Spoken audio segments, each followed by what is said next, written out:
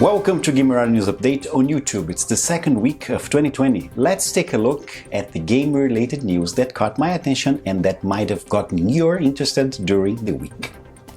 The last part of the Starfinder Adventure Path Attack of the Swarm is available for pre-order. The God Host Ascents is for 4 11th level characters. The heroes have sent the Swarm into disarray, but the entity called the God Host still stands on the verge of completing its plans. To ensure an end to the threat, the heroes at last return to their overrun homeworld, but this time with the might of an entire military behind them. Only by finally defeating the massive God Host can the PCs break the will of the Swarm army and bring peace back to Susskion. The adventure is called The God Host Ascents. It's a 64-page full-color softcover that you can pre-order for $23 or for $16 if you prefer the PDF. Copies will ship on the 29th of January. Back in August, the website Houzz, about architecture and interior design, teamed up with Hasbro to reimagine the iconic mansion of the game Clue for the first time in 70 years. As a matter of fact, Clue's iconic structure haven't got a new room since 1949, but starting with any and all editions released this year onwards, Clue has a bathroom elected by thousands of voters, a bathroom by California interior designer Anne Lowengardt. Out of the 4 possible inspiration photos from Houzz that could drive the new design, the one of Lovengardt's vibrant bathroom stood out to voters. With its saturated blue walls, formal finishes and pop of warmth, the space fits right in with the Clue mansion's grand, old-fashioned aesthetic while adding an updated twist. The bathroom is now in place of the original hall that you can see here, and this is the original photo from Lovengardt's project that inspired Clue's illustration team and was expanded into a full bathroom that now featured on the board.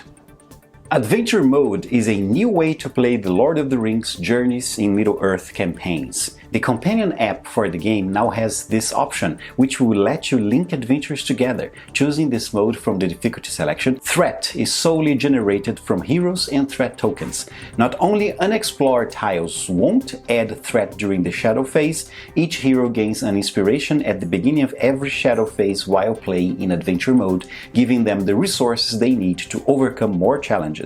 Whether you're embarking on your first adventures in the Bones of Arnor campaign or are setting out for the Blue Mountains in the hunt for the Ember Crown, Adventure Mode gives you the chance to experience everything Middle-earth has to offer and explore every corner of this iconic land throughout your campaign.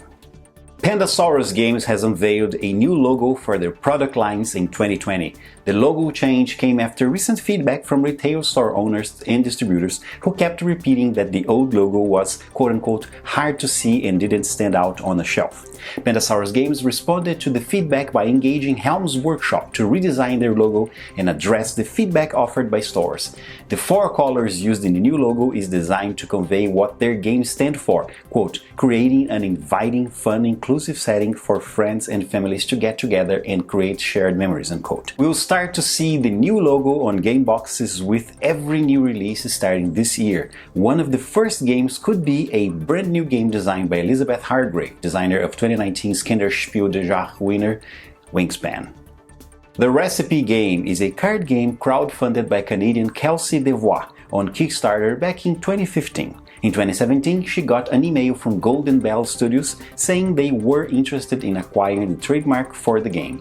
Devois eventually managed to have Golden Bell sign a contract in which she would get $500 if no copies of the game were sold within 2 years. If you frequent any board gaming forum or mailing list, you know that won't end well, for Golden Bell Studios is notorious for their breaches of contract and passive-aggressive missives to game designers.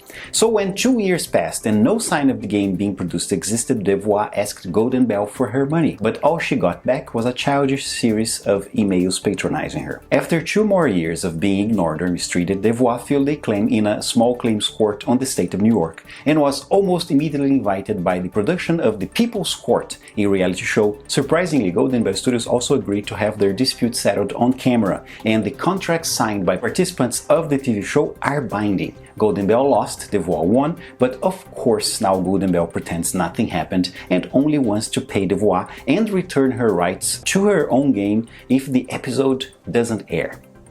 The episode airs in April 2020.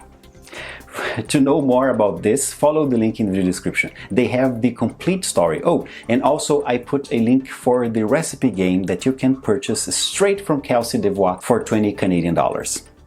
That's what I have for this week from Gamerati News Update. You can check out the news as they happen in 1-minute compact versions from Monday to Friday, always released at 8 AM Pacific on Twitter, Facebook, and Instagram/Gamerati.